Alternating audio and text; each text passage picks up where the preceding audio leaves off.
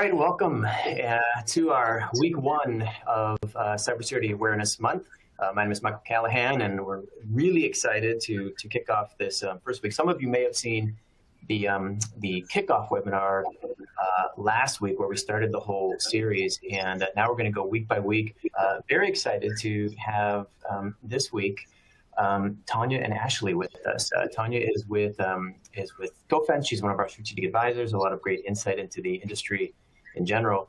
But a particular welcome to Ashley from Labcor, who's done a lot of really great work in their phishing program and their cybersecurity awareness program. And I'm excited to hear from her as Tanya and Ashley go through a bit of a fireside chat talking about what Labcor is doing. As a little bit of a setup to this, wanted to share this image you can see on the screen, a little bit of a circular image that talks about the GoFence phishing detection response platform. And the reason I bring it up is that, and I'm not going to go through all of this, by the way, we're going to quickly get to the fireside chat. But we believe that you can solve the phishing problem, and we believe you got to have this combination of people reporting on suspected phish, so they go through a good training program, simulation program, but also complement that with automation technologies, in our case, things like Triage and Vision, to automatically get rid of phish that may be in your environment. So we believe you can solve the phishing problem, and we believe you solve it through the GoFence's phishing detection and response platform. So with that, let me turn it over to Tanya to take us through the rest of this fireside chat with Ashley. Thanks, Michael. So as we get started, I just want to kind of remind everyone, if you haven't already heard Lisa Plagmeyer talk last week from National Cybersecurity Alliance, how did we get to having October to be able to celebrate Cybersecurity Awareness Month? And that really started with National Cybersecurity Alliance is a nonprofit, which was launched in 2004. And it was an effort to join together industry and government. So with this, we're co-leading with CISA, the Cybersecurity and Infrastructure Security Agency out of DHS, and CSA. So we have a mission during this month to be able to raise awareness and the importance of cybersecurity, to ensure that everyone understands that the tools and resources that they have available to them to be able to protect themselves online. So we always get to celebrate as an awareness professional. I know Ashley is smiling right now because she enjoys this month as well. So we all start planning this month well in advance to October, and a lot goes into that. So I'm going to go ahead and move away from the slides now and kind of just introduce Ashley. Ashley, thank you so much for joining us today. Thank you so much for having me. If you want to just kind of give just a quick high level, who is Labcor? So for the audience to kind of relate. So I know, like, when we're building our programs, right, we're always networking with my industry, or what size is your organization? Sure. So I'll start with myself. I know we already had a slide, but I'm Ashley Atiles. I'm the Information Security Training Manager here at Labcorp. So Labcorp is a leading global life sciences company. We're dedicated to using science to improve health and improve lives. And we're approximately located in about 100 countries, and we have about 80,000 colleagues worldwide. Okay, that's quite a significant size then, and also the fact that you're global, I'm sure that has a big impact on your program. So as I kind of mentioned, as awareness people, we are planning this like probably from the moment October ends, right, until we launch next year. So and then some organizations get a day, some awareness teams get a week, and some get the whole month. So maybe kind of talk a little bit about what do you get to do for October? Sure. We're definitely going to take more than just one day. We're launching one piece of content daily for the month of October. And we actually started our campaign last week, was our kickoff, to try to get people, jazzed and excited to come and play with us, as we call it. We're having a few live events during the month, and we're also pushing out content that they can interact with at their own leisure. Because, of course, being global life sciences, we have phlebotomists, we have pilots, we have here and there, we have everything. So we need to make sure that we give them enough time. If a person only has 15 minutes, we need to give them a piece of content that will allow them to interact with 15 minutes worth of content. So we definitely take the whole month there. So do you, so during the month of October, then do you kind of just use the same kind of audience? Like, are you doing any targeted to any specific groups within? I mean, that sounds like a very vast, different, diverse workforce that you have. So do you have anything that's kind of geared towards certain groups, or is it kind of like you put out a program for your whole organization? We would love to do targeted, and that is in our roadmap for the future. But again, with that many employees, it's hard to do that. When we put out the content, we do make sure that there's content in there for every person within the company, whether they be a phlebotomist or things like that, because of course, information security is applicable to everyone. Yeah. Do you tie some rewards into the program for the month? Of course, you have to have some gaming and rewards. So we have a leaderboard. We have a leaderboard with a cybersecurity escape room online, and we also have a leaderboard within the training platform itself. So they have lots of chances to win. Nice. So we kind of talked about this a little bit, but so cybersecurity awareness happens outside of October. So throughout the year, what are the different other types of things that you're doing in your program? Oh man, so I have a lot to say about that. So we have a multifaceted program. We have constant engagement with our employees or our colleagues, and we send out monthly bulletins that give them informational. I run the training program as well, so we give them constant modules. I know everyone likes to do one training a year, but we actually break ours into what we call bite-sized pieces, because not everybody can sit for a whole hour to do it. And of course, the phishing simulation program is a big part of that. Yeah, so I would imagine, are you guys regulated? So are you having to have like compliance training where you need to get the certain types of training out? Of course we do. So we have annual compliance training that actually lives outside of information security, just with regulatory things like that. But we do have an information security or information technology policy that has to go out once a year. But we also do way more training on top of that. Yeah. So I would imagine when the regulators come in, or auditors, that you're able to show them, yeah, we do this thing, but then we do these other things that go along with it. I know when I was previously at a financial services, and so obviously highly regulated. So they would look at the checkbox, but then as I started to talk more about, well, we do all these other things, and, they were obviously interested in, what are the other things that you're doing in your program too? Yeah, everyone loves a robust program. So you can tell them, yes, we check that box, but we also check this box, and we added this box as well. So yeah. So obviously, to get to a robust program, you didn't start day one with that. So, can you talk through a little bit of your journey about how you guys built your program up to get to be this level of maturity? Sure, definitely. I can talk through the phishing simulation program.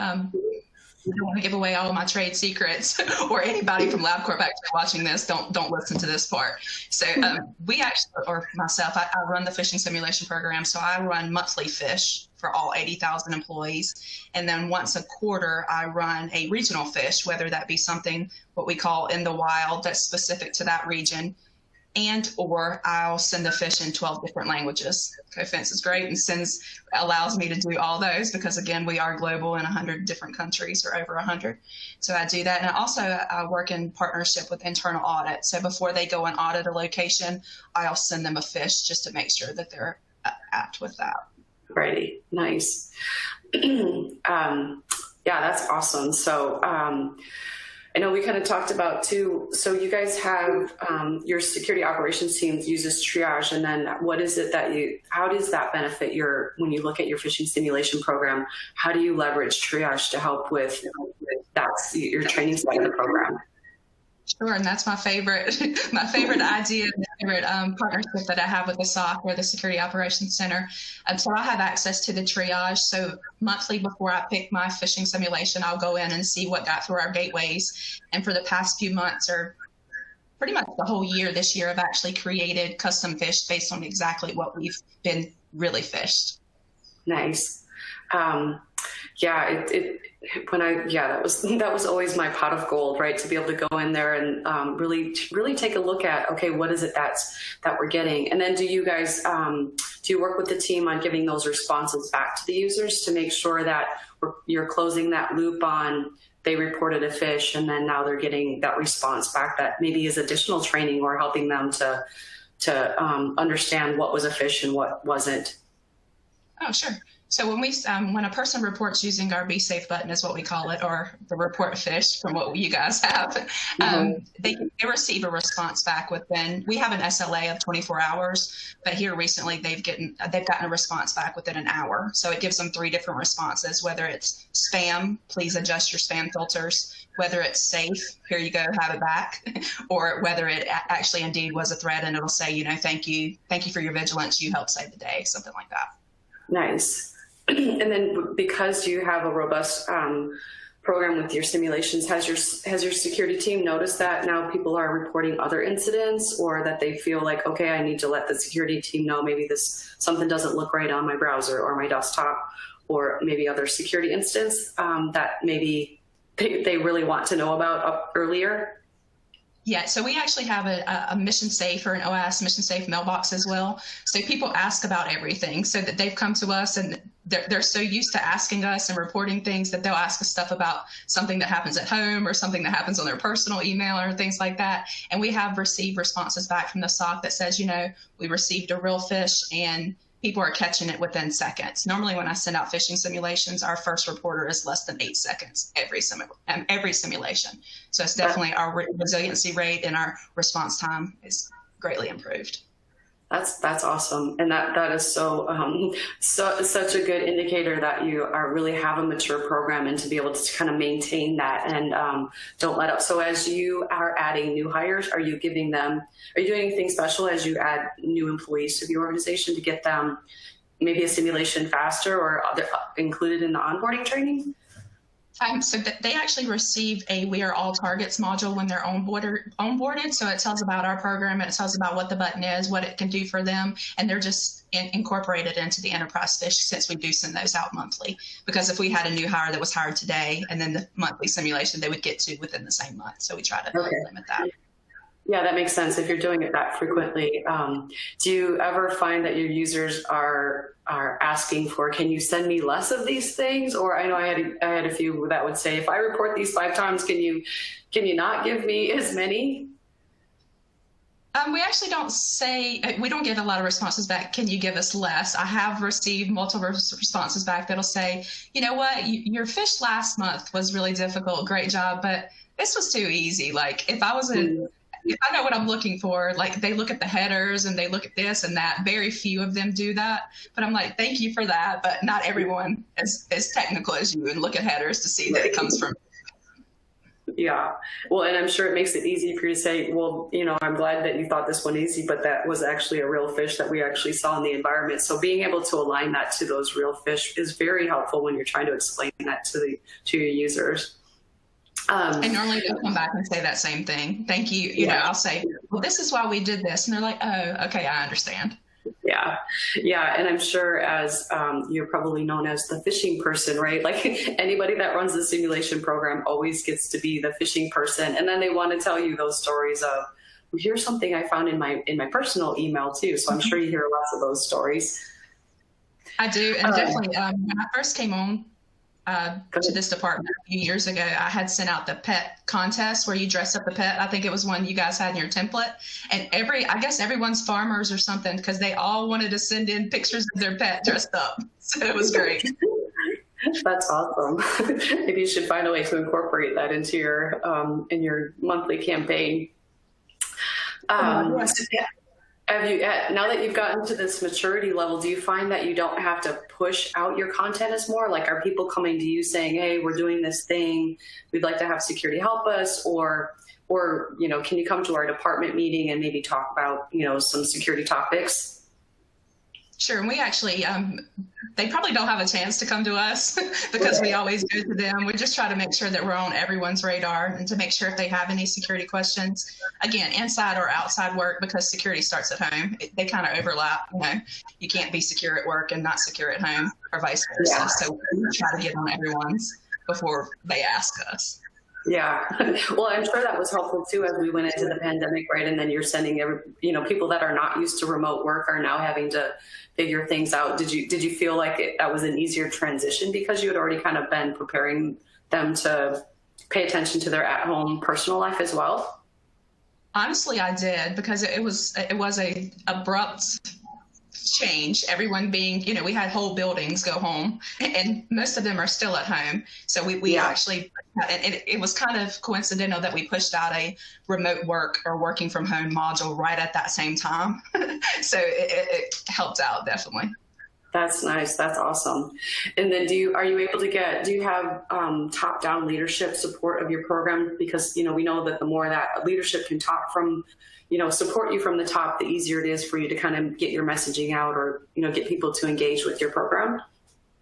And we actually do have top-down. So we have a security champion that starts all the way at the top. So just like you said, if you don't have support all the way at the top, then it's a moot point. It kind of just stops there, and it doesn't trickle down to all our colleagues, 80,000 of them. So if the messaging doesn't come from the top that everything's important, then it doesn't really get.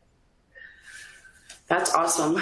Well, it was great having you on today. So in week 3, we talk about a career journey a little bit. So I'm just curious, how did you get into cybersecurity awareness, and did you start in technology or in security, or did you come from another avenue?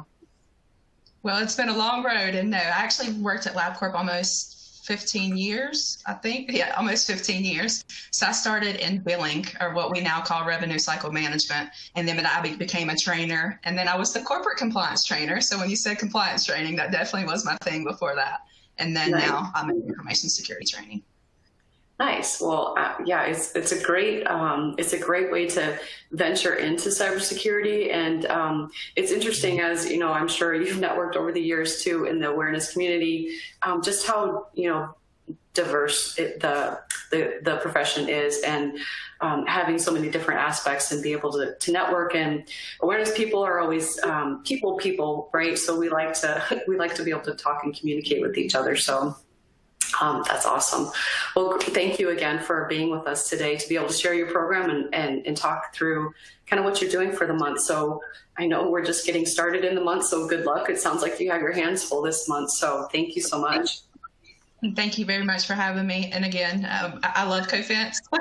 Yay for CoFence. Yay. Thank you so much. All right. So now I'm going to transition into just a few tips on running your program. So I know that everyone is different in their journey, right? We always assume that everyone has a security awareness program stood up, but there's always people that are just getting started, or maybe they've been doing it for a couple of years and always looking for ways to get started. So I'm going to kind of talk through a little bit some of the recommendations as I have people reach out to me looking to mentor them on building their programs. And for week 1 of this year's campaign, so every year we talk about, we have 4 different themes, one for each week. And so this week 1 is Be Cyber Smart. Last year we launched with our Be Cyber Smart hashtag. So anytime you're talking about Cybersecurity Awareness Month, use that hashtag, because we do look at our reach over the month to collect those metrics, and how well did we perform, and how well did people talk about the campaigns that we're doing. So this first week, Be Cyber Smart, is really kind of just basic account management, creating a long and unique passphrases for all your online accounts, and enable MultiFactor. And I'm actually have a slide in a couple of minutes about some of the things that I always recommend as I'm doing presentations to organizations that want me to come and speak at their event. I always close it out with an at-home version. And so I'm going to show you a little bit about how you can enable that multi-factor. But what CoFence sees as the #1 type of phish that we see is credential phish. And we do know that, and Microsoft has even supported organizations that have multi-factor enabled see less of impacts of credential phish. And then use a password manager. Again, I'm going to get into that in a moment. So, there are corporate licensing that you can do to, enable your users to be able to use a password manager as much as you can enable that multi-factor on your applications. There's, sometimes there's an outlier where you're not able to enable SSO to have them use to use your SSO in multi-factor authentication. Then, give them the tools to be able to manage those passwords and stay safe within your organization. And then updating your software. So in the past, we've always been able to say we don't see threat actors leveraging 0 days to send out phishing threats. We do see them leveraging unpatched vulnerabilities from previous years. However, that year has changed. This year has changed that a little bit with all of the 0 days that we are all experiencing, that we have been exhausted this year with getting notifications from CISA and alerts on 0 days that, you need to patch these infrastructure items right away. But keep your software up to date. And that goes for at home too. Have your family members make sure you're setting your devices to auto update so that they're getting those updates more as frequently as they come out, to be able to protect your organization and your home computers from phishing threats and just basic vulnerabilities. And then when it comes to ransomware, the key is having those backup copies on site and on and off site, right, to be able to help protect and defend and restore against any ransom attack that may occur. And we've had enough of those happening this year that I'm sure we're all getting into our incident response plans and our business continuity. And those are so critical to be able to defend against ransom attack. So now I kind of want to transition and just talk about some basic best practices that I always recommend to people when it comes to starting up an awareness program. And even if you've already kind of gotten started but are struggling with what to do next, there's 2 books that I always recommend. This first one is Switch. And this really talks about how to change things when change is hard. So security awareness is more than just teaching people the basics about security. It's really a culture change and giving people that mindset of understanding the impacts of their behaviors and how that impacts the organization or even their own cybersecurity safety. And one of the key themes that this book really kind of draws on is what they refer to as the happiness hypothesis, which was from a University of Virginia psychologist, Jonathan Haidt, where our emotional side is an elephant and the rational side is the rider. And so as the rider tries to, direct that elephant and thinks that he's leading it, really that elephant's going to do what it wants to do. So when it comes to trying to get your users to engage and to understand that their behaviors are a potential threat to the organization, we're constantly having to try and change that, right? And so along with that, I actually read this book. It was really great, and then had signed up for resources from the authors, and then got an invite to go to a class on Made to Stick. So making your messages that you're putting out there to stick. And so as awareness teams, we're always trying to, how do I tell my users, right? How do I communicate in ways that they can understand, right? Sometimes cybersecurity can be really techy and geeky, and how do we make it simple so they can understand? So when it comes to messaging, I always recommend this book here, because keeping your message simple and to the point, using stories or emotions really help drive that that behavior change. So these 2 books I always recommend because they go really good together. And one of the things that in Made to Stick it talks about is that curse of knowledge. It's easy for us we know something now, but it's hard to remember what it was like not to know something, and how to talk in a language that a beginner might understand. So again, 2 books that I recommend. The other thing that I always recommend is, we kind of talked a little bit about with Ashley, is what is your SOC seeing when it comes to incident types? Because while there's tons of materials available for you to, educate your users, but if there's things in your environment that you're not seeing, then it doesn't make any sense to educate on those things. So what is it that your SOC is seeing? Back in 2011, when I started my program, my SOC had this great, amazing chart where they were keeping track of different incident types. And so I was like, this is what I want to use for how do I go after these behaviors now to let them know, hey, because of these behaviors, you're causing incidents to happen in our environment. And then when I was at that organization, it was a global manufacturing organization. We didn't have as many controls as we would like to. Then I went to a financial services, like I mentioned earlier, it's highly regulated. And so they spend a lot of money on, investing in the security protections and controls. So my observed risk for that organization was much different. These topics didn't apply to that. So I had to shift and look to see, okay, what is it that this is causing incidents in this organization? Obviously, phishing is always at the top, right? So if we can get our phishing simulation program started and running and getting it to a level of maturity, then we can start looking at, targeting some of those other behaviors, which is really where that switch book really helps you drive through how can I find ways that make it easy for people to understand where I can get in the path of where to direct them to the right way.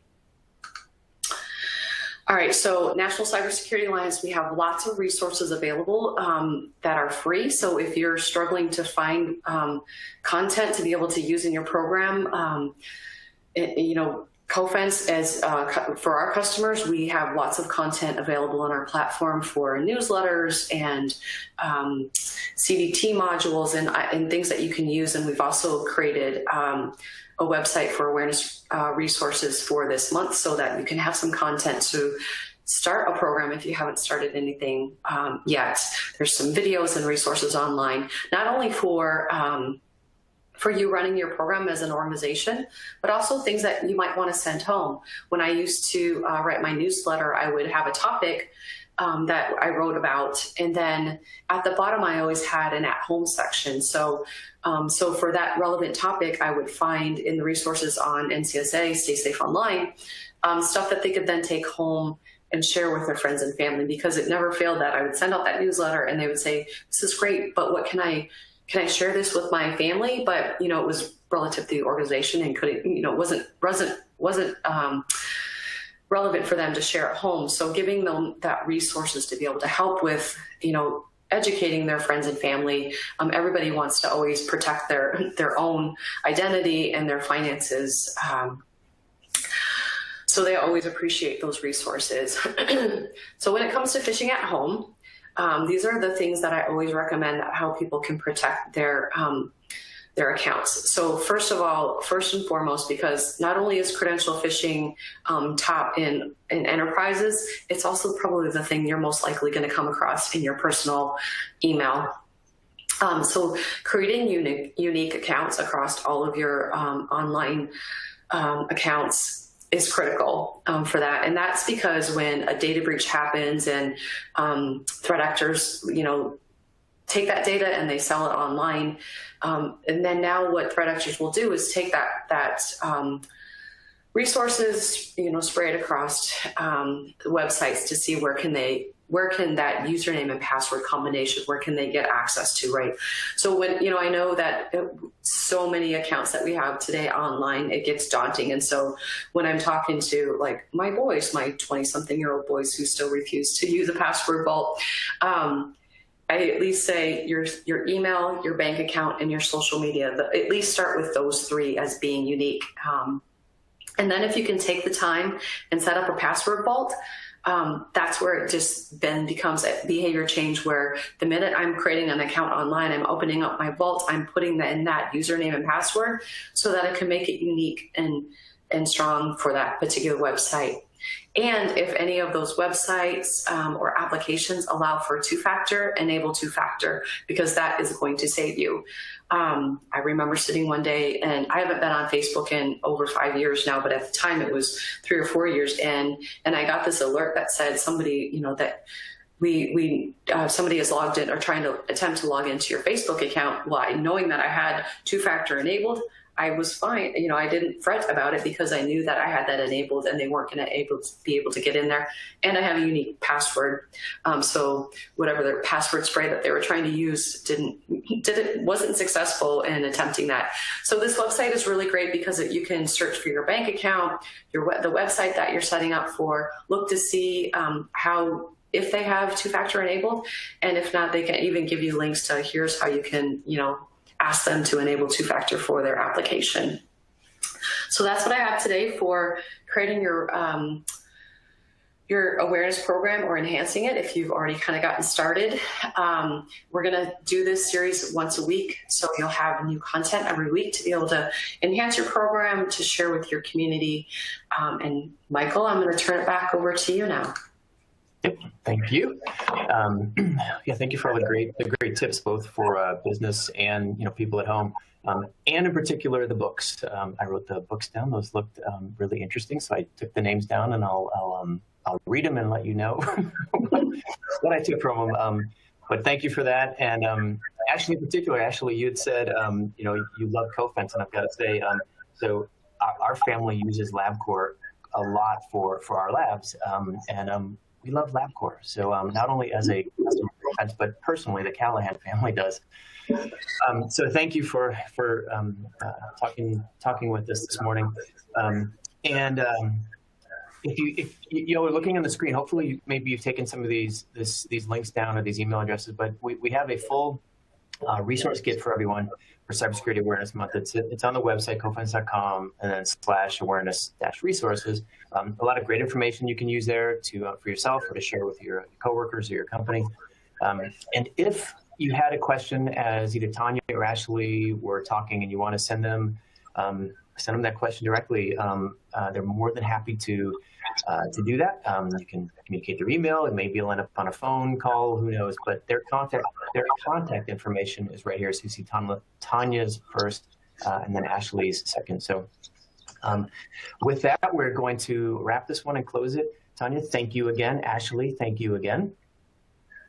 Thank you, Ashley. And thank you both. Yeah. Awesome. We look forward to seeing everyone for the